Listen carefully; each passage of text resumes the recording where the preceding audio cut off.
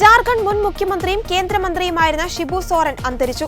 81 വയസ്സായിരുന്നു. വൃക്ക സംബന്ധമായ അസുഖത്തെ തുടർന്ന് ഡൽഹി ഗംഗാറാം ആശുപത്രിയിൽ ചികിത്സ തുടരുമ്പോഴായിരുന്നു അന്ത്യം.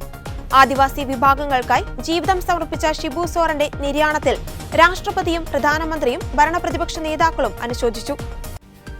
സിറ്റിംഗ് എംപിയുടെ നിര്യാണത്തിൽ അനുശോചിച്ച് രാജ്യസഭ ഇന്നത്തേക്ക് പിരിഞ്ഞു. വൃക്ക സംബന്ധമായ അസുഖത്തെ തുടർന്ന് 1 മാസമായി ഡൽഹി ഗംഗാറാം ആശുപത്രിയിൽ വെന്റിലേറ്ററിന്റെ സഹായത്തിലായിരുന്നു ഷിബു സോറൻ. രാവിലെ 8:56 മരണം സ്ഥിരീകരിച്ചെന്ന കാര്യം മകനും ജാർഖണ്ഡ് മുഖ്യമന്ത്രിയായ ഹേമന്ത് സോറനാണ് സമൂഹ മാധ്യമങ്ങളിലൂടെ അറിയിച്ചത്.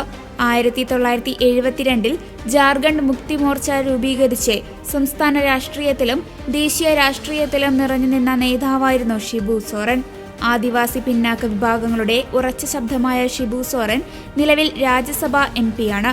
2020 രാജ്യസഭയിലെത്തിയത്. 3 തവണ ജാർഖണ്ഡ് മുഖ്യമന്ത്രി, 8 തവണ ലോക്സഭാ അംഗം, 3 തവണ കേന്ദ്ര കൽക്കരി മന്ത്രി. അവസരം പലതവണ ലഭിച്ചെങ്കിലും മുഖ്യമന്ത്രി പദത്തിലും കേന്ദ്രമന്ത്രി പദത്തിലും കൊലപാതക കേസുകൾ മൂലം കാലാവധി പൂർത്തിയാക്കാനായില്ല.